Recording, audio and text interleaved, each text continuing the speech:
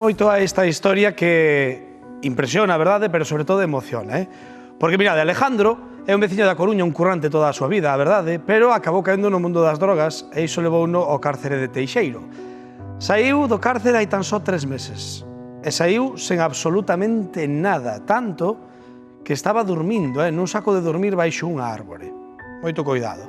Falamos, pois, dunha situación crítica, pero, Rocío, apareceu Guillermo, o seu amigo de toda a vida, para botarlle unha man. Bueno, é que para Alejandro Guillermo é directamente o seu anxo da garda. Claro que Alejandro pois estaba vivindo na rúa, como ben dís Espiño, e ollo porque con toda a friaxe, ademais do inverno, el sofre, pois padece unha enfermidade pulmonar, non? E dende logo era o menos recomendable. Por eso Guillermo dixo, eu teño aquí un coche que herdei da miña nai, e o que quero é que o empregues ti, que o utilices para dormir nel e dormir o quente. Falando o coche como se fora unha habitación de hotel, e está ali Alejandro máis que a gusto, ata que atope un teito baixo o que vivir.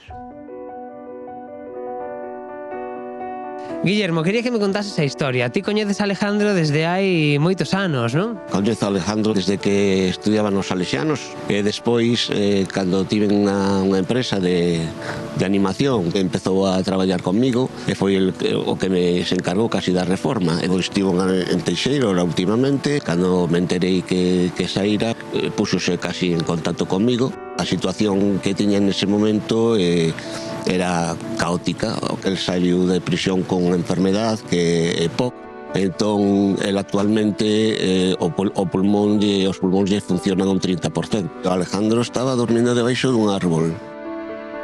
Antes de nada, como estás, non? Porque nos estaba dicindo Guillermo que tes unha enfermedade pulmonar bastante importante, non? Pues sí, tengo POC. Me funciona un 30% de los pulmones. E solicitaches o ingreso mínimo vital, pero de momento non o recibiches. No, es que no me han llamado ni para la entrevista.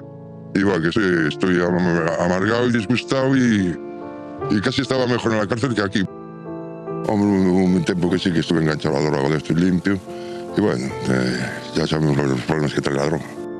E ti tomache a decisión de prestarlle un coche polo menos para que durmise dentro do coche e non fose a intemperie, non? A solución que lle puden buscar eu personalmente foi que polo menos que non estuvera na rúa con o frío que a choiva que hai actualmente. Ti vivías antes de ingresar en Teixeiro nun piso de protección oficial e despois de pasar eses 9 meses en prisión tiñas a pechadura cambiada e as túas cousas, que foi delas? Pues están dentro. Llamé a la policía, no me dicen quién me puede abrir la puerta para recuperar mis cosas. Fui al ayuntamiento, tampoco me lo dicen. El ayuntamiento me manda a la policía al ayuntamiento. Y así estoy. Yo al coche este le tengo ya cariño, le llamo a la habitación 206. Como nun hotel. Porque es un Peugeot 206, claro. Que importante o sentido do humor tamén, sobre todo. O humor é medicina, Sí, para mí el amor y el humor son las dos armas poderosas.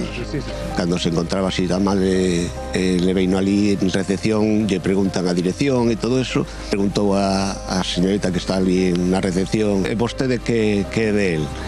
Se saltou el meu anxo da garda. Nada, vaya historia, vaya historia. Ya oí mucha gente, a Guillermo lo quiere muchísima gente porque es muy buena persona. Caray. Emocionante, Qué emocionante, Qué emocionante, vaya historia,